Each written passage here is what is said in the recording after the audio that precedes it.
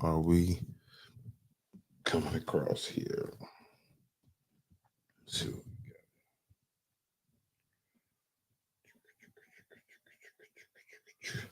all right, so listen, y'all tune in because again, I cannot go live on the book, and I wanted to talk about a little bit more about why I got banned and this whole Hangman news thing and a few other things. So as you get in here, I know some of you are new to YouTube. I need you to go ahead and hit that like button. We'll be back on our regularly scheduled live programming on Facebook as soon as they lift this suspension. But before I do that, I need to lift this camera up a little bit. I didn't realize it was so low. So give me a minute. Let me do that.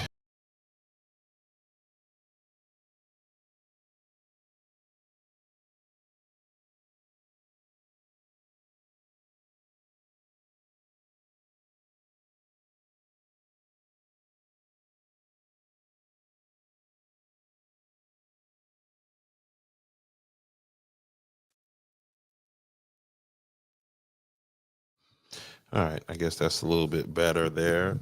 Um, again, as you come over to YouTube, please go ahead and hit that subscribe button so that you can follow me over there, so that anytime we have these kind of issues with me on Facebook Live, you'll always be able to find my live content and my recorded content as well.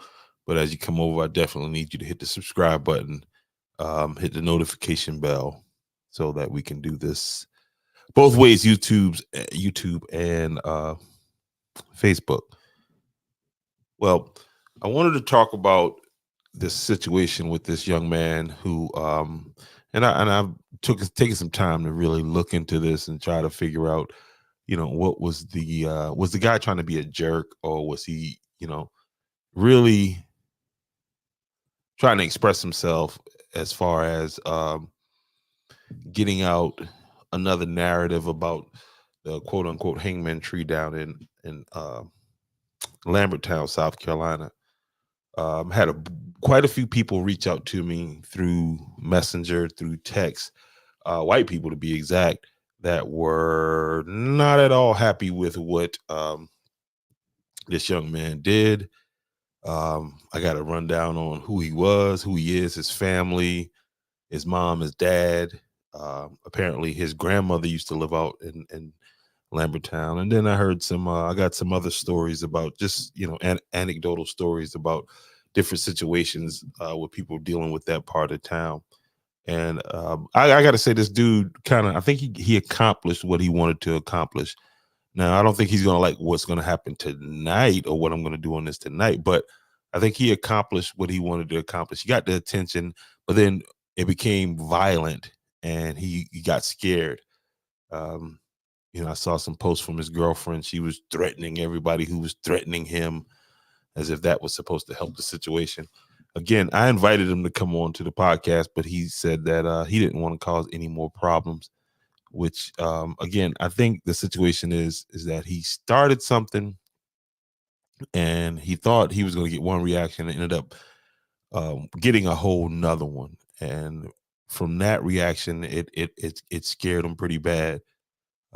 People were threatening him, and I don't think that that's the answer to what the situation was. My personal opinion is if he would have came on the podcast and explained himself and talked about, that talked about the historical stories about the tree, then we could have opened up a broader conversation. But yet I think he took the coward route. And now who am I talking about here? Let's get this.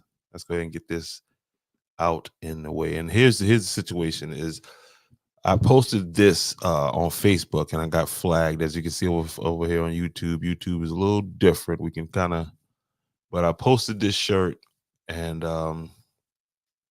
the shirt was made by this young man right here. And that young man's name is, let me get the correct name. I don't want to misname you here. That young man's name is Alan Michael Etheridge. Okay, that's the young man uh, who created the shirt and started all the controversy. And then once it started to get a little hot, he just ran for the hills.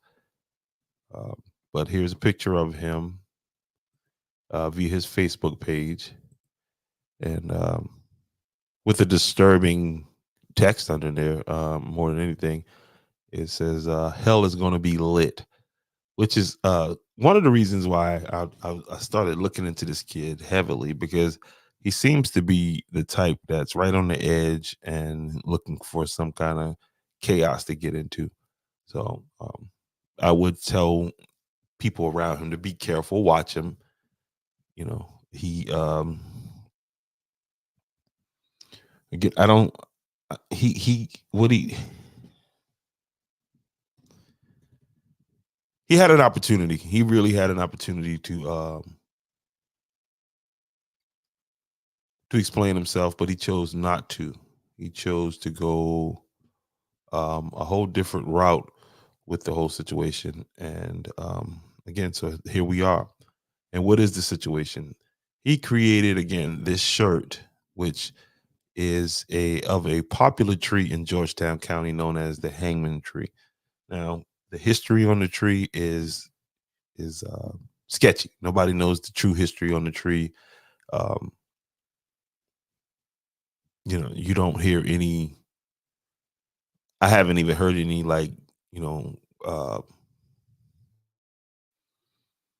local stories of situations that happened at the tree. None of that kind of stuff exists. But yet, the tree is a source of. Now, if you're not from Georgetown County, South Carolina, Lambert Town is one of these communities that has the reputation um, for being a racist community. Now, I don't think that it's a racist community. In fact, most of the people that reached out to me were from Lambert Town, letting me know that this Etheridge kid, did not represent Lambert Town, and and the folks in Lambert Town.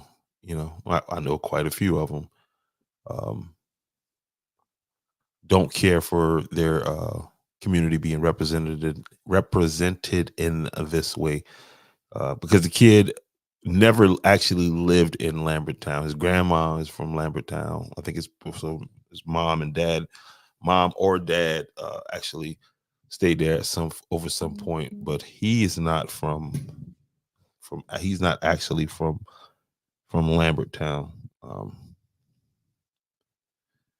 But I think he did this in an attempt to garner some attention, and he did do that. But when it came time for him to stand up and express, and you can see it's a young guy, it's a young man, it's not a older gentleman. So I think he was trying to be funny, and to the point to where that's why I don't think that's why it's my feeling that these things shouldn't trigger you. You should understand that a person that's doing this kind of thing right now in 2024 is either mentally ill or is just a big time clout chaser. And again, I don't think he anticipated the backlash that he got from it. I don't even know if he's still on social media or not. Again, I reached out to him, and he decided uh, that that's not what he wanted to do. He didn't want to come on and defend his position or anything like that. But I ended up losing my live stream for 30 days because of it. So I just wanted to give it a few minutes here and talk about this situation. Um, Again, I got a lot of feedback from folks, telling some stories, and again, I don't want to discount anybody's story or anybody's situation that they had down in the area, um, but I don't think that one or two situations, because there are bad people, but I don't think we should demonize a whole community, you know, without without I mean unjustly. So that's my take on that. I was down in Sanford, South Carolina, last Thursday. I was invited down by some community members. There was a community. Let's see if I can find this thing. There was a community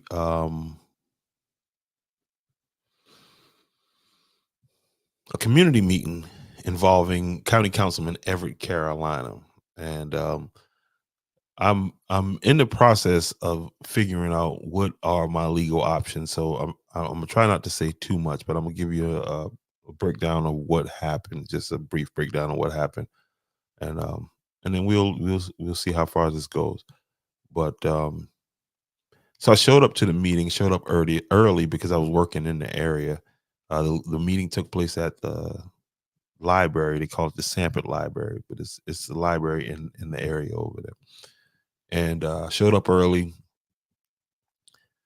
sat in the parking lot and waited. I mean, I showed up almost an hour early. Um, Sat in the parking lot, waited. Eventually, people started to show up. Okay, so then I hopped out, grabbed a tripod, and went in to film to record this public meeting. And the public meeting again was taking place. It was supposed to be Councilman Everett Carolina talking about community, whatever. So the meeting was never listed as private. It was a public meeting. It was held at a public library. Um, and so I showed up because I was asked by some citizens to show up, some people who follow me and what I talk about when it comes to Georgetown County Council, especially in District 3, which is where this meeting took place at. And I was glad to be invited, but more so I wanted to listen firsthand and record, which I wasn't able to record, um, Councilman Everett Carolina as he spoke to constituents from that part of District 3. And I've always wondered, was the message consistent throughout the district? And it's not. But anyway, so I showed up there, walk in. I was probably the second person in the building. Okay. And the second person, yeah, probably about the second uh person coming to, from the community coming in.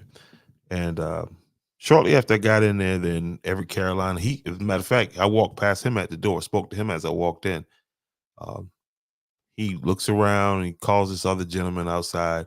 And I overheard them whispering outside, so I said, okay, well, this is gonna be a problem, me being now. For those who don't know, I am not a fan of Eric Carolina, which does not disqualify me from my rights, and my right to record in a public place at a public meeting. Um, there's no secrets about, you know, how I feel about him, which does not give you the right to violate my rights because I don't agree with you. Okay, this is America, and freedom of speech is the law of the land. So I, I, couple minutes sitting in there, got my notepad out and everything, and this lady walks up to me. Now I found out afterwards who this lady was. Lady came up to me, real rude, real confrontational, and she was like, "There are what did she say? There are consent rules, and the people don't want to now." I don't know where she spoke with the people, if she spoke with people, um, but she said that the people didn't want to be recorded. Now, my intention there was not to record the people. You know, which by law, just so you know, if you're in a public place, you can be recorded. Okay. So just so you know, you can be recorded just by law. And so again, she came to me and she was real confrontational. And so I had a choice to make because it upset me straight up and down. I got pissed. I mean, pissed off. And so I had a decision to make. And again, she came and she was, you got to take that out here. And I'm like, ma'am, I have a right to be in there. No, you. Da, da, da. So my choice was, because there was time for the meeting to start, was to continue and just make a big scene, which is something that I did not want to do. My intention down there was not to make a big scene.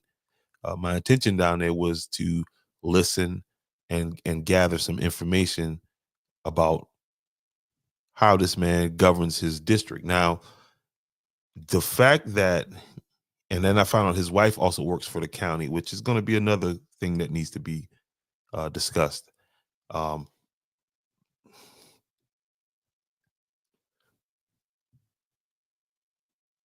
my intention again was not to disrupt the meeting or whatever, because that's part of the law. You can record, but you can't disrupt. Um, so I had a choice to make whether I wanted to continue to be in this confrontation with this lady, and I couldn't, because I was highly upset, right? Because I knew what was going on, because I heard them outside whispering. And so I made a decision to go put my camera up, and then I'll deal with this later, like I'm dealing with it now. Tomorrow, I have every intention to speak with the head of the uh, Georgetown County NAACP, folks at the library, because somebody's gonna have to give me some answers as to how it is that a council member in Georgetown County, a sitting member, doesn't understand the basic freedom of speech rules, and doesn't understand that just because he doesn't like me, or just because he doesn't want me to be there, he don't have the right, him and his goons, and I said it just like that, his goon, his wife, uh to do what they did, and then just to feel like it's okay, that's just part of it. That's part of the problem. That's part of the problem that I see in the persecution of Donald Trump, and like the American people sitting by and watching this happen. So somebody like myself is nobody. I mean, I'm nobody. Nobody completely. They can do that to a president. You know what I mean? Violating the rights of your average citizen is just, it won't be nothing, because here it is. If you disagree with them, then they feel like that gives them the opportunity to, give them the right to violate you. So anyway, um, so I go put my camera up, and I came back in, and I expressed to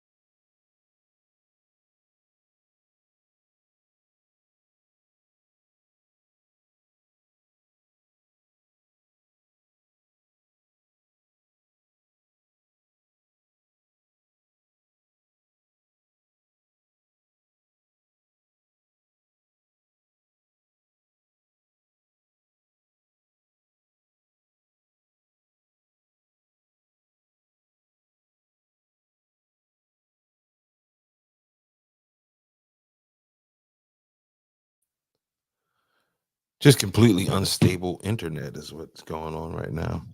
But what was that? Yeah, so I ended up just going to Shout out to my boy Bernard, man. I just went in ahead and put my camera in the car, And then I came back in there and I took notes, and then I listened to the meeting. I'll talk a little bit more about that tomorrow.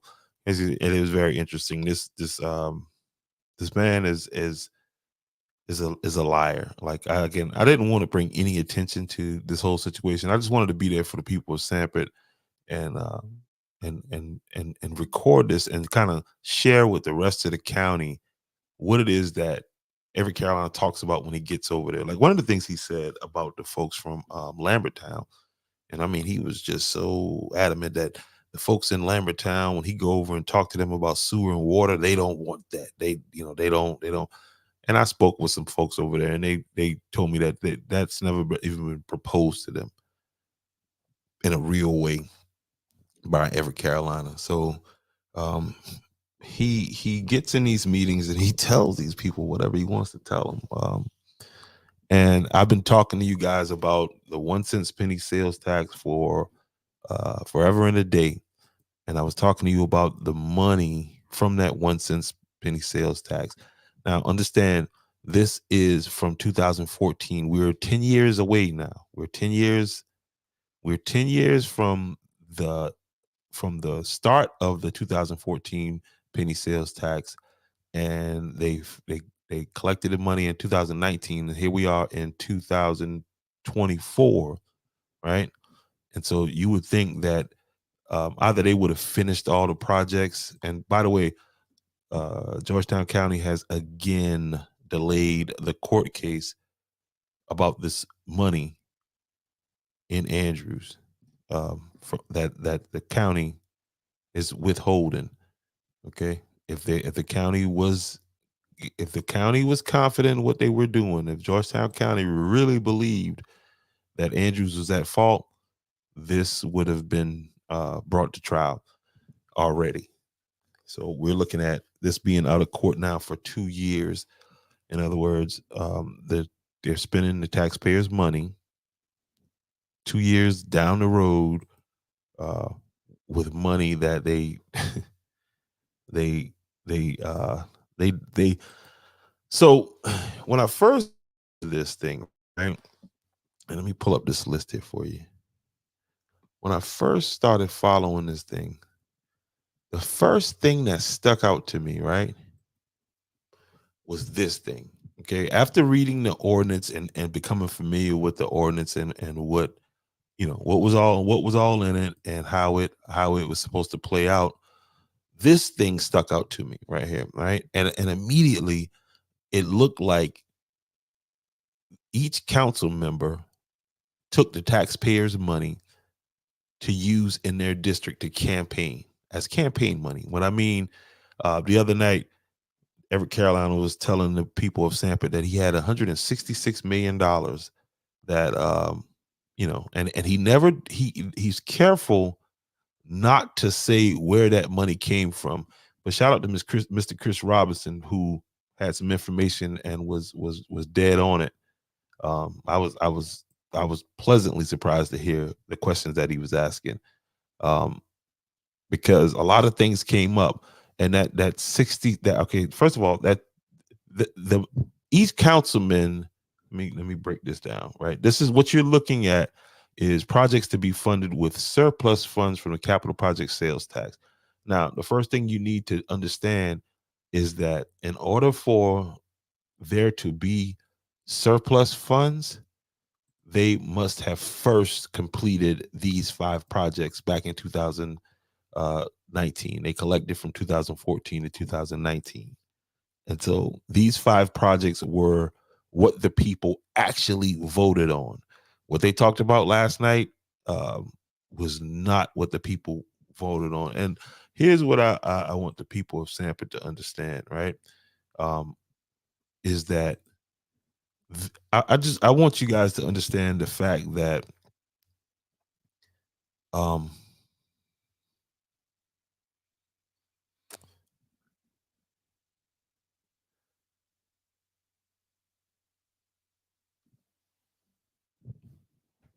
your community deserves whatever you can get from this government. Okay. And it's going to take people like Mr. It was, first of all, it was a great turnout. That's the one thing. It was a great turnout. So the people of Sampit are interested in what's going on with their representation. They can't. They don't have anything to bounce this information off. So that's one of the things I'm going to definitely do is share more of the information that I got with the people in that area, so that when they're sitting there listening to this, right, um,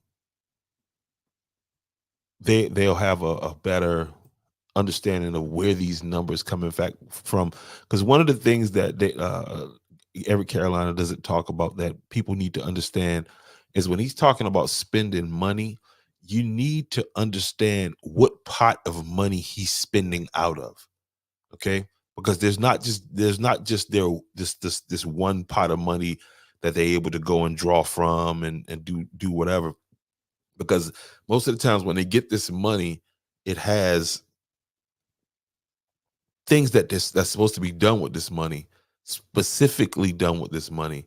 And in this case, he was telling the people of Sampa that he had $166,000, and he started taking. Okay, what do you guys want? Park benches.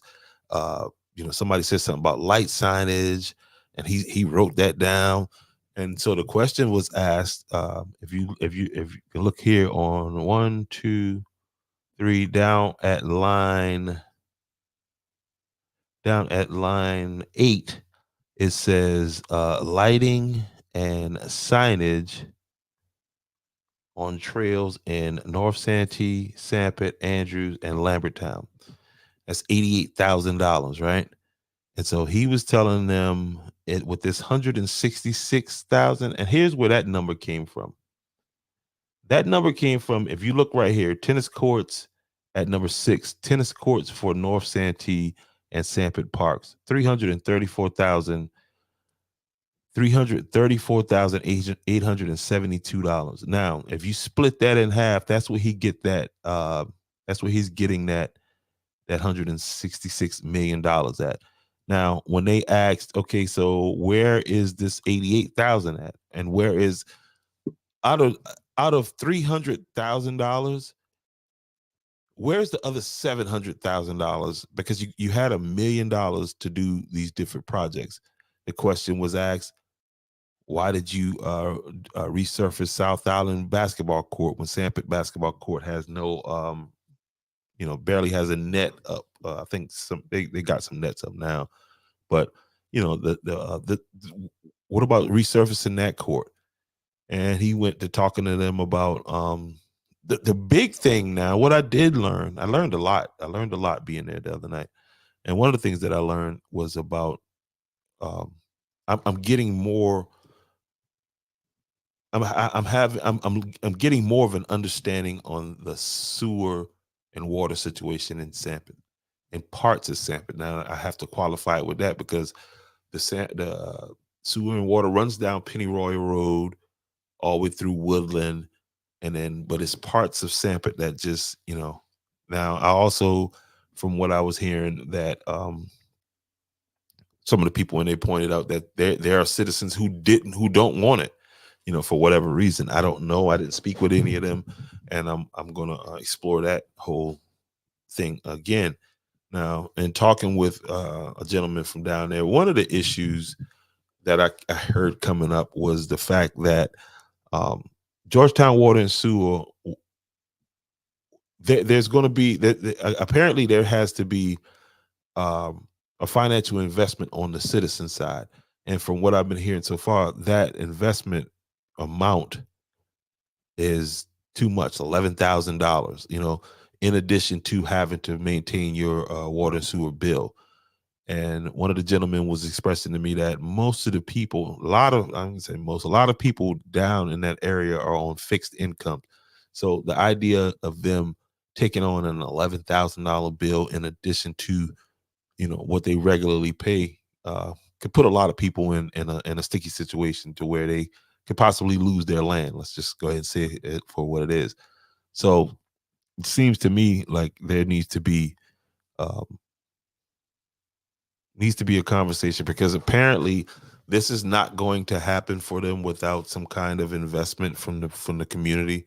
So there's a lot of work that needs to be done there, and I don't think that this man has been dealing for the people in good faith. Um, but it's I said back when I first figured out 2 years ago, when I first started reading this ordinance, I said, man, this is crazy. These people, these council members gave themselves $1 million to do exactly what Everett Carolina did the other day. And I mean, he's taking and hey, listen, give me your list, and not even considering the fact that okay, you got $166,000. Like, what is the most efficient thing to do with that? It was just here. Let me get your name down here. Let me put this down here. Let me do this wish list for you guys, and I'm gonna turn it over to the Parks and Recreation, and then they'll go through and so there was no real conversation with the community as to listen, what is it? Where's the best place to put this money? Folks expressed to him that in Georgetown County, in this end of the Georgetown County, and I don't know what these people are thinking or what they um there's a huge investment in tennis courts in Andrews. There's old tennis courts at the old rec department down at the down by Swinney.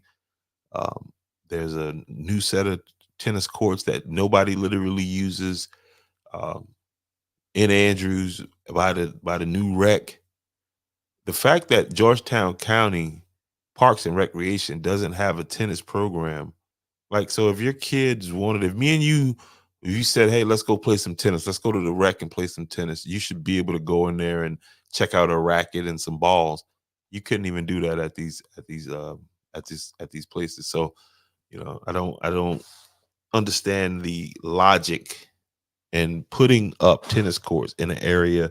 And I'm not saying that black people don't play tennis, because everybody will pull up Venus and Serena. A lot of black people don't play tennis. Just a lot of white people don't play tennis in the area. Okay.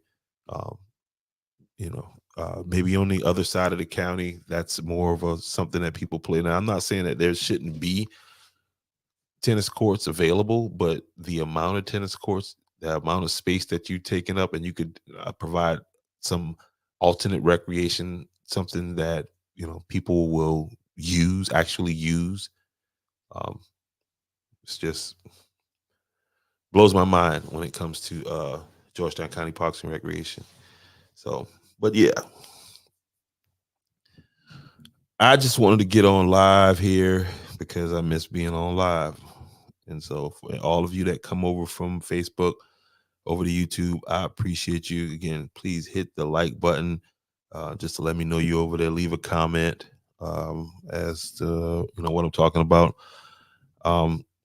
Real Talk Tuesday is going down. It's going to be pre-recorded, however, again, because we can't do it live, which will still be good. Also, this Thursday coming up back in Sampit, the 1 cent penny sales tax commission is going to be meeting in Sampit, and we all plan to be there. So if you are in Georgetown County, you're interested in the 1 cent penny sales tax, what they're doing, what they're not doing, this is the place to pull up and grab the information that you need. It's going to be interesting conversation, to say the least. Now, hopefully they don't violate my rights. I don't think they are that stupid to do that, like Everett Carolina and his wife were, to literally violate somebody. Right? Here's a politician that just don't even understand the basic laws of this land. So, but we'll deal with this as we move along. And again, I thank you for checking in and checking out. If you hung around this long and you haven't hit the like button, then just keep watching. I guess I can settle for that. All right.